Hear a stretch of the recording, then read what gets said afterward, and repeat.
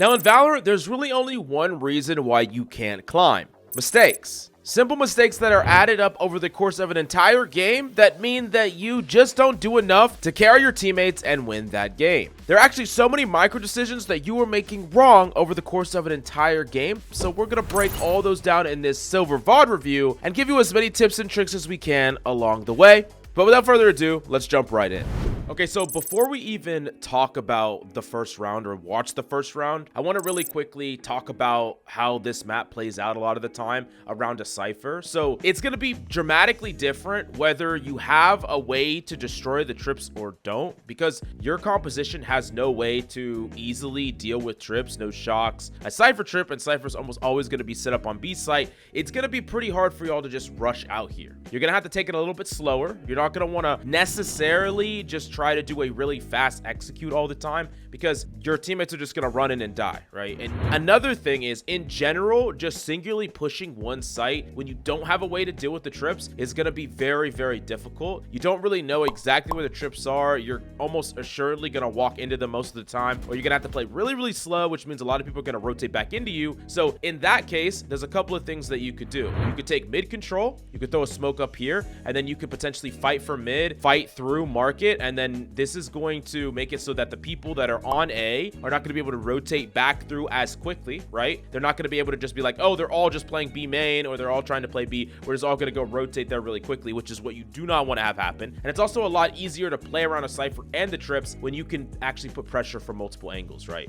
Not just doing it from B main, but through B market. So as an omen here, when you think, hey, they have a cipher, we don't have a way to deal with it, I would actually probably throw out like a smoke top mid. Even if you're not going to actually put pressure there, at the very least, it could slow down the rotate. Or I would comment to my team, hey, I want to actually take some of the space mid. Let's do a B split instead of a B rush. If you had shocks or something like that, I think you could get away with it. But especially with, you know, no rays, no jet, like no Sova to destroy shocks, you're not going to really be able to fast entry in the same way that you would with other comps. And being able to predict exactly how opponents are going to rotate and where they'll be is actually a skill you can learn in Valorant. Players have very predictable habits that you can use to get into their head to the point where it literally feels like you have wall hacks, and that's exactly what our wall hacks course on the SkillCapped website will teach you how to do. We break down every single map and show you how you should be playing and rotating depending on what your opponents have, what composition you're playing, and how you can deal with many of the common problems that you're seeing in this VOD. This is one of the biggest things that I see that is limiting people underneath the diamond rank from advancing further, and with our rank improvement guarantee, if you don't climb, you literally don't pay. So we truly believe what we're teaching you here. Check it out right now in the description down below.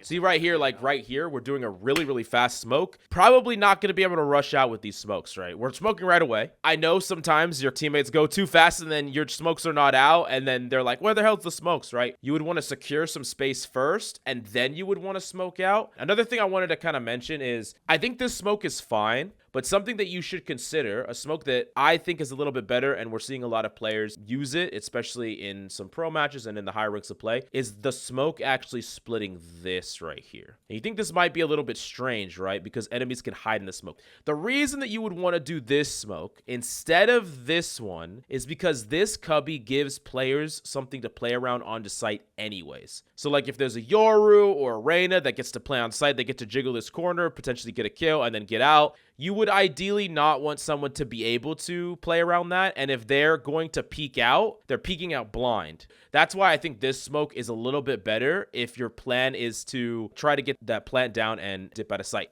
There's nothing terribly wrong with this smoke. I think you have the fundamentals, like you understand that you want to make it flush. But if you were going to flush this smoke, make the edge of this smoke a little bit closer here. It's just a little small change, but, you know, one step backwards an opponent would have to be makes it a little bit harder to take space on the site, but it's not a big deal. Anyways, let's keep going. Shadows traveling. Cover going out. Reload. He probably has. Bro, there's like. Good comms. Is the trip there? Yeah, it's there. And Jet's fucking way around back. Yeah, I see what you were trying to do with holding out your utility and like waiting to blind off of contact. This is a little bit counterintuitive because blinding on contact is kind of like your teammate could already die. The idea is that you blind for space. Like you would just blind down like this lane and then that space is clear. Your teammates can flood in and they know that anyone's there. You don't necessarily want to blind off of the contact because you're not securing any space and your teammates could die to a player that's not blind and then your blind doesn't do anything. So it would be good for you to just like fire it away down a lane. And then also you just kind of waiting around in your ability, right? You end up getting flanked here. This is also one of the consequences of going B main. You're gonna get fast flanked. You have no smoke mid, so like any A rotator, they're just gonna start rotating right off the bat. The person that's playing mid is probably just B-lining straight up because there's nothing to dissuade them, right? And there's no pressure anywhere else. The second they see there's no smoke mid, they see no one mid, they see presence B, they know you're all B, so they're just gonna fast flank you, right? So this also, some other consequence that I kind of want to make it clear, this is a big mistake that happens a lot, is that if you kind of get stalled out here and you can't push through. If you rotate back, like you have a flanker right now, but imagine if they just like hit here or hit CT or hit here, like you don't know where anyone is. So like on the way back out of this area, if you wanted to rotate to A, it would be really dangerous and you could potentially all die. That's one of the risks of having like zero space. So what is gonna be our second round buy is the question. Most of the time with a character like Omen, you'd really want to buy up because you want to create a snowball here. Especially with a character like Omen, you will have smokes, you play around your smokes. I would highly recommend buying full armor and something like a Spectre. You do this because your failure rate in the round goes way down. You're going to survive most things, most classic shots, most run and gunning. And that's where kind of a lot of people mess up, I think, in some of the lower elos is that they always go for these really high risk, high reward weapons, right? These Vandals. Even a Vandal, like if you get rushed by 3 people with classics, you're going to die. And maybe you take out 2 of them, but now the enemy have a Vandal. And that's a really bad trade for you, especially if the rest of your team doesn't have great weaponry. So, but anyways, let's see what you buy here. What are we doing? Fuck the trip. Let's get mid. Let's get mid here. Wait, we can afford armor. Why are we buying no armor? Let me think. I don't exactly know when this became a habit, but this is something that you do not want to do for many of the reasons that we just talked about. Your potential to just die to random things when you have less health goes up. You want to give yourself the most amount of survivability as possible. You do not want to die to just tiny little chunks of damage. Buying full armor is like the most important thing you could do here for sure. I think this is a really bad habit. Just spend the money, buy the extra armor, and then in addition to that, winning the round is so important because you just get to carry more economy forward. But anyways, hopefully it doesn't backfire.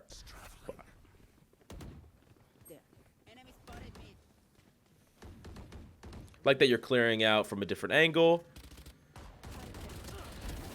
Like that you're swinging with your team. This is good. Nice spray control here. I also like that you're aware. Nice. I like that you're aware of a flank. That's good. Okay,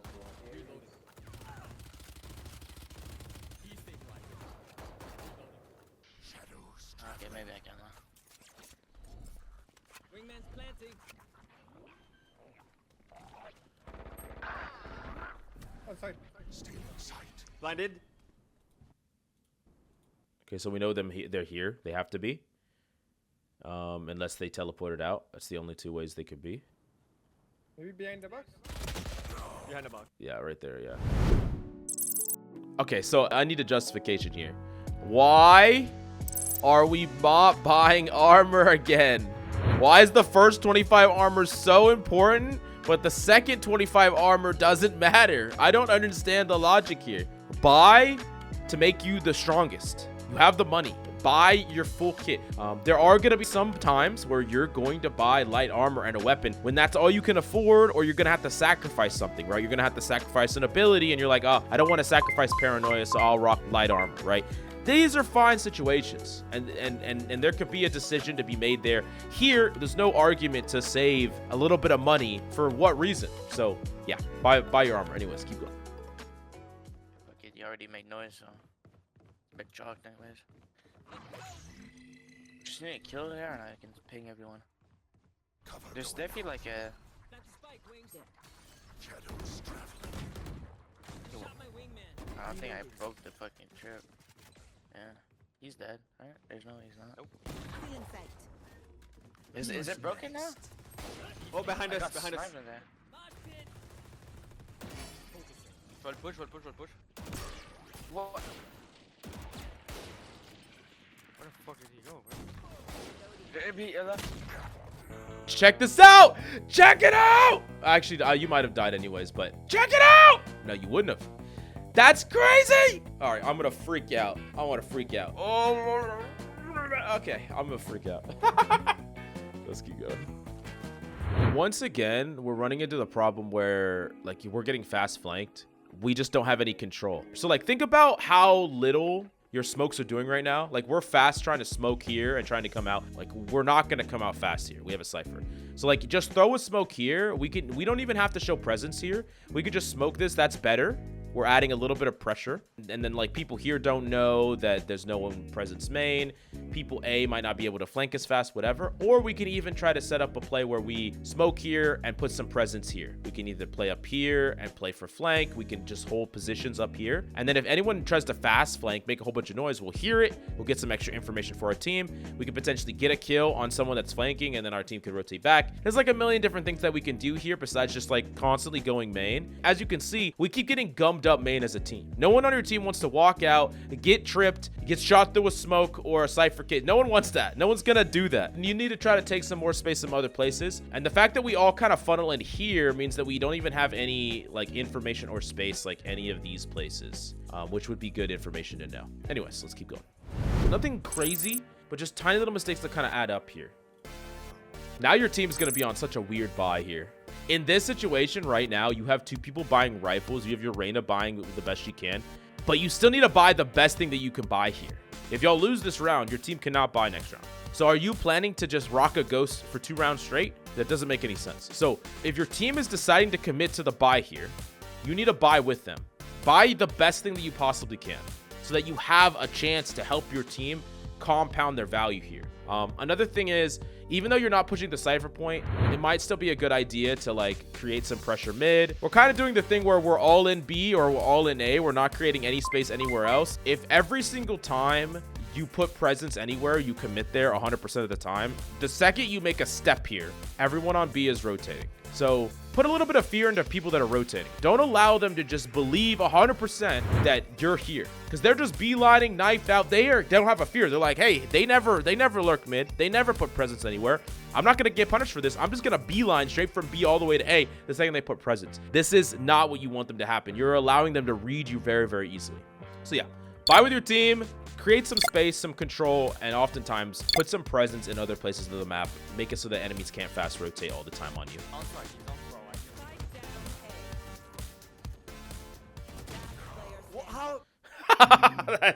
That's crazy far.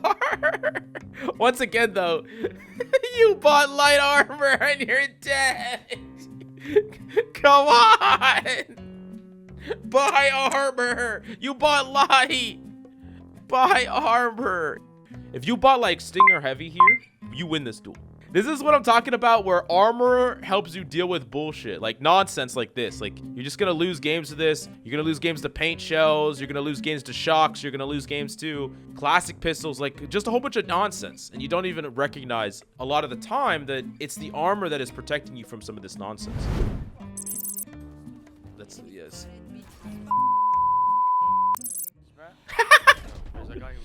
Nice spray, good spray control. So they're smoking. I would probably back it away from this space because they could be lurking up on us. I hate Yoru, by the way. Like, that's such a bad player. Like, we're in a pretty bad spot because we don't really know where enemies are at all. We want.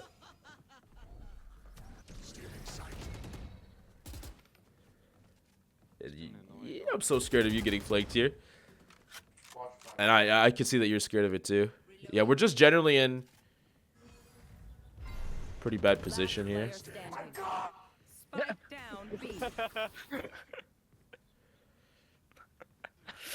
You have ult. You could go dip to A, and you have ult if you wanted to do something like make an actual play. You probably need to get a couple kills first, or a kill. Yeah, so like here we could just dip, knife out, just run. Now we could really knife out, run, and then we could ult.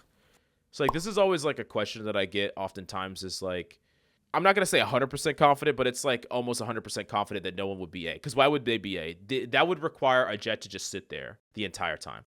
Now, there are situations where an opponent could read your play, based on your ult or something like that, but that would be extremely like next level. And here we just want to do the smart proactive play that makes the most sense. But anyways, let's see how you're gonna play this now that you're here.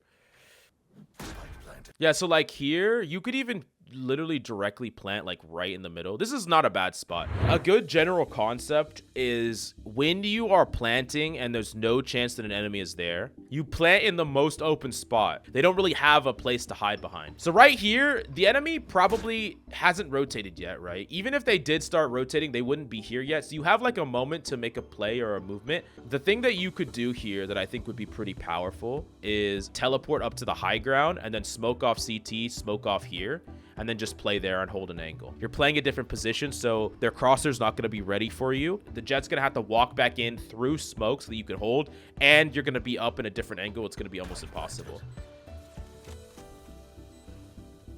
Cover going out. Shadows Ooh, okay. traveling. There's a kind of a problem with this. So here, I like that you're holding this smoke, but the problem here is that we have no information about the other smoke, right? So they could just kind of linger through. And the problem I have that's more than that, actually, is the fact that this gives away your position. They know that you are playing here, almost assuredly, in a very similar way that you can kind of guesstimate. In addition to that, I think that you could require the opponent to clear more things by blocking out this space. Like, you could even have smoked deeper. Now, how could you make this play a little bit stronger? In my opinion, I think you could do this, and then you could potentially lurk this way. Now, there is a chance that they could be coming from this direction, so that's another fear. And that's another problem with this, is we don't really know where the enemy is rotating from. They could have been mid, they could have rotated here. So that's the only thing, is it gives away a little bit of your information. Still is good, and I think you're kind of extra aware or afraid of that. Okay, well, what the heck? He gave away all his information and location. He's not defusing. He steps, so you don't have to peek.